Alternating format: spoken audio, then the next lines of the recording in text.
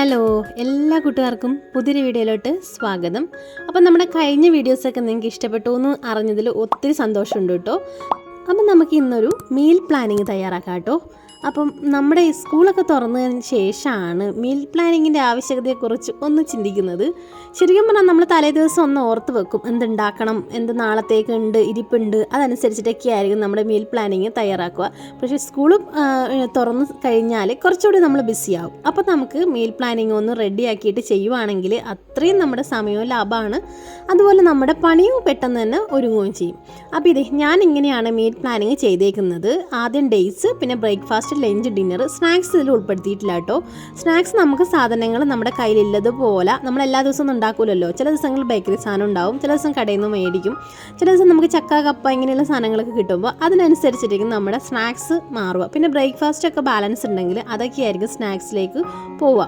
പിന്നെ നമ്മൾ ഇതുപോലെ ഒരു പേപ്പറും പേനയും എപ്പോഴും നമ്മുടെ കിച്ചണിൽ എവിടെയെങ്കിലും സൂക്ഷിക്കുക. അപ്പോൾ നമുക്ക് എന്തെങ്കിലും സാധനം തീർന്നു കഴിഞ്ഞാൽ ഉടൻ തന്നെ നമുക്ക് ഷോപ്പിങ്ങിന് പോകുമ്പോൾ ഒരു ലിസ്റ്റായിട്ട് അത് എടുത്തുകൊണ്ട് പോവാം. അപ്പോൾ ഒന്ന് എഴുതി വെക്കുവാണെങ്കിൽ നമ്മളിത് അഥവാ ലിസ്റ്റ് എടുത്തില്ലെങ്കിലും നമ്മൾ മറന്നു പോവില്ല. ജസ്റ്റ് ഒന്ന് അവിടെ എഴുതി വെച്ച് കഴിഞ്ഞാൽ പണ്ട് മുതലേ അങ്ങനെയാണല്ലോ, നമുക്ക് എഴുതിയ കാര്യങ്ങൾ അങ്ങനെ മറന്നു പോവില്ലല്ലോ.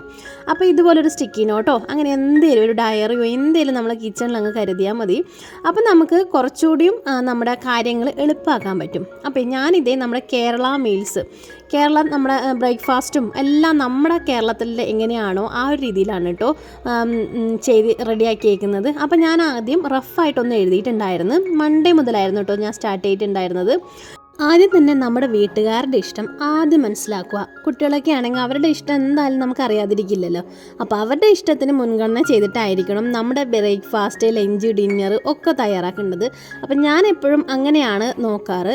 അപ്പോൾ ആദ്യം ഞാൻ മൺഡേ മുതലാണ് തുടങ്ങിയിട്ടുണ്ടായിരുന്നത്. മൺഡേ മുതൽ നമ്മൾ സ്കൂളിലെ ദിവസം ഫ്രൈഡേ വരെ, പിന്നെ സാറ്റർഡേ സൺഡേ ആണ് ചെയ്തിട്ടുണ്ടായിരുന്നത്.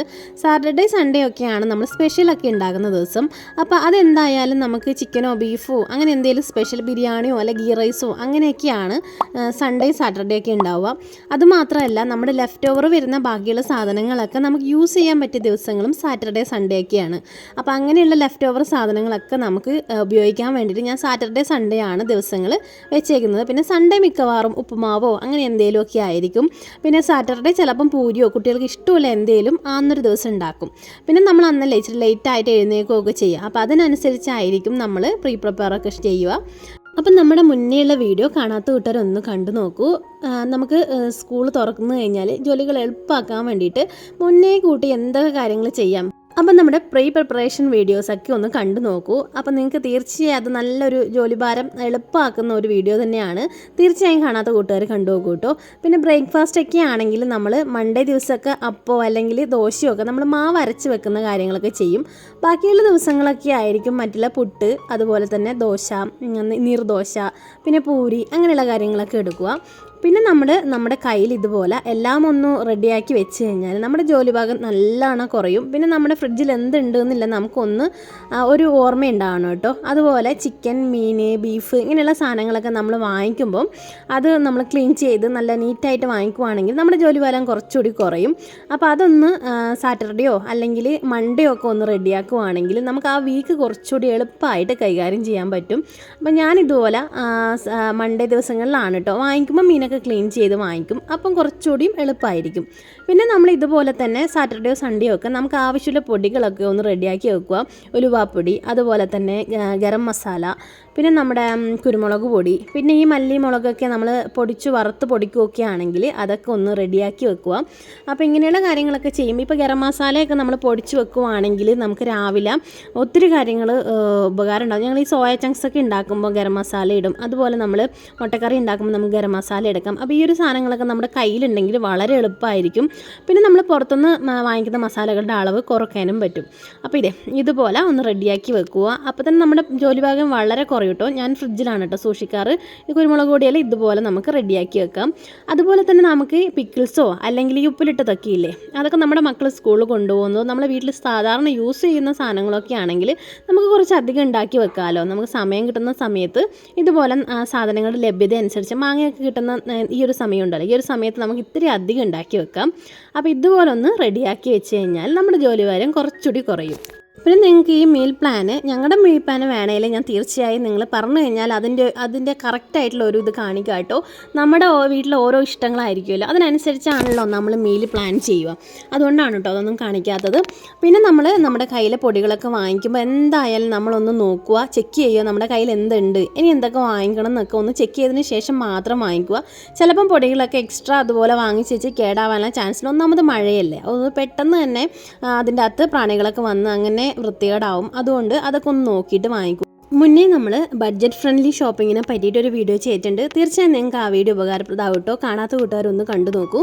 അപ്പോൾ ഇതുപോലത്തെ സാധനങ്ങളൊക്കെ വാങ്ങിച്ചുകൊണ്ടെന്ന് തന്നെ നമ്മൾ ഫില്ല് ചെയ്ത് ബോട്ടിലാക്കി വെക്കുക. പിന്നെ നമ്മൾ ഓരോ ദിവസം ഉണ്ടാകുന്ന കറികളൊക്കെ ചിലപ്പോൾ 2 ദിവസത്തേക്കൊക്കെ എടുക്കാൻ പറ്റുമല്ലോ.